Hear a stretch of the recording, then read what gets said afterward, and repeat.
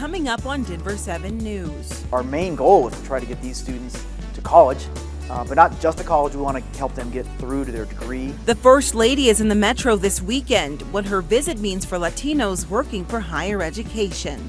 Drug overdoses are up. They may say, well, but my son or daughter is getting it from this one person. That one person's getting it from somebody else. How law enforcement is remaining vigilant as fentanyl use continues to rise at dangerous rates here at home. And it's almost time for the celebs to hit the red carpet for the Oscars. And one Denver-based composer is helping make the music for Hollywood's biggest night. Good morning. Welcome to Denver 7 News. I'm Jessica Crawford. And I'm Katie LaSalle. Thank you so much for joining us here on this beautiful Saturday morning.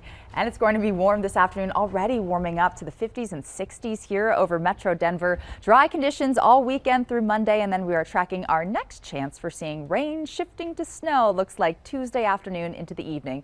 But let's get outside and enjoy the weekend in the meantime, shall we? It's mostly sunny skies as we take a live look from Westminster. A little cloud coverage here and there, but otherwise just some gorgeous conditions statewide. A live look at Glenwood Springs, where it's crystal clear. Down south, we are expecting very strong winds from Pueblo into Colorado Springs and Alamosa later on this afternoon, so a fire weather warning will go into effect at noon. Could see those wind gusts reach up to 40 miles per hour through 8 p.m. You combine that with the warm, dry conditions and the low relative humidity. That is why fire danger is elevated there. Here across the Denver area, no advisories in place, but it is already pretty windy over Berthoud Pass. Last recorded wind gusts at 53 miles per hour. Temperatures in the 50s into Littleton, Centennial, downtown in Arvada. And if you're out and about, taking a walk, taking the dogs out this afternoon, it's going to be highs in the 70s, even warmer Sunday and Monday. We'll talk more about that coming up. Well, breaking news, Denver police are now gathering information on a suspect after a man was shot and killed off 20th and Larimer overnight. The man was pronounced dead at the scene. If you know anything about this incident, call DPD. Well, First Lady Dr. Jill Biden is in Denver this morning. She arrived last night.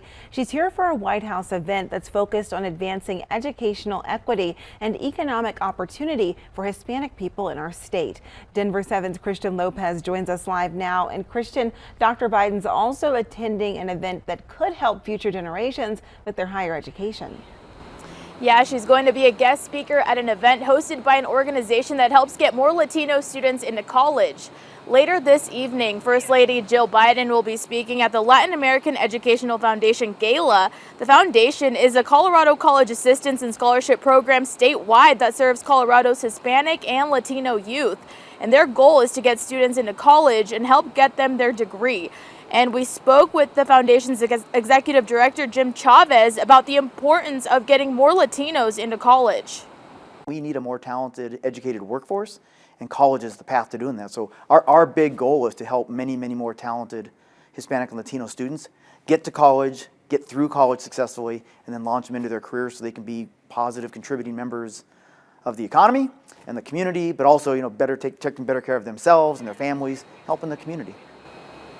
And it will be a student who will get the honor of introducing the First Lady at the event tonight. Live in Denver this morning, I'm Christian Lopez, Denver 7. Christian, thank you. Well, the First Lady here in our state. Meanwhile, President Joe Biden continues his work in Poland this morning. A major address is expected from him and Poland's president later today. And this as Russian forces in Ukraine seem to have shifted their focus from a ground offensive aimed at Kiev. ABC's Ty Hernandez reports. Russia now saying its military purpose in Ukraine is to liberate the eastern Donbas region and not to seize other parts of the country, claiming it never had any intention of capturing Kyiv or any other major Ukrainian city. Our forces and means will concentrate on the main thing, the complete liberation of Donbas. Officials in Mariupol, a town nearly flattened by Russian shelling, aren't buying it. They want more than Donbass. They want more than Ukraine. It's absolutely a lie what they say. A senior U.S. defense official says Russia has lost up to 15% of its combat firepower and is now bringing reinforcements in from a Russian-occupied region of Georgia. U.S. intelligence believes as many as 10,000 Russian troops may have been killed so far. In a new address, Ukrainian President Volodymyr Zelensky says Ukraine's heroic armed forces dealt powerful blows and significant losses to the enemy. As President Joe Biden touched down in Poland, he once again called Russian President Vladimir Putin a war criminal. Keep the democracies united in our opposition and our effort to curtail the devastation that is occurring at the hands of a man who, I quite frankly, think is a war criminal. President Biden will not tour humanitarian efforts in Ukraine, but Biden is scheduled to meet with Ukrainians who fled to Poland in Warsaw today. Ty Hernandez, ABC News, New York. And a fundraiser is happening today at the Polish Club of Denver to provide some financial support for Ukraine. This starts at 2 o'clock. There's going to be authentic Ukrainian and Polish food. It is open to the public and lasts until 6. Well, drug overdose deaths are on the rise here in Colorado. According to a preliminary report from the Colorado Health Department, it was obtained by our partners at the Denver Post. 1,757 people died from overdoses over the past year. That's up more than 700 since before the pandemic. While the data doesn't break down overdoses by type of drug, fentanyl overdose deaths are on the rise. Colorado law enforcement says it's trying to get that powerful synthetic opioid out of the community. According to the Adams County Sheriff, busting dealers takes time. The agency works closely with the North Metro Task Force. The force investigates illicit drug operations in the area, and fentanyl has become a dangerous opponent. Last summer, during this drug bust, the North Metro Task Force seized a little more than 40,000 fentanyl pills, and this year they expect to find more.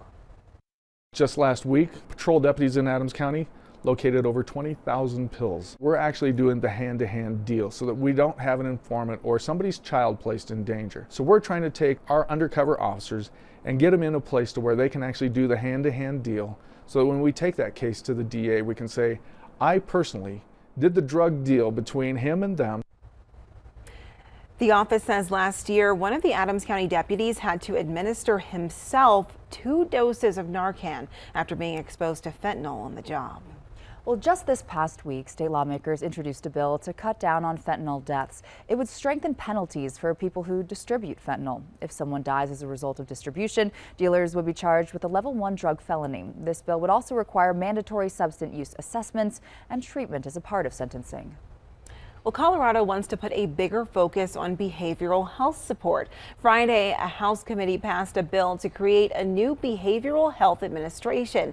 It would create a support system in every region of the state focusing on substance abuse, crisis services, and criminal justice diversion. This was the first hearing for the bill.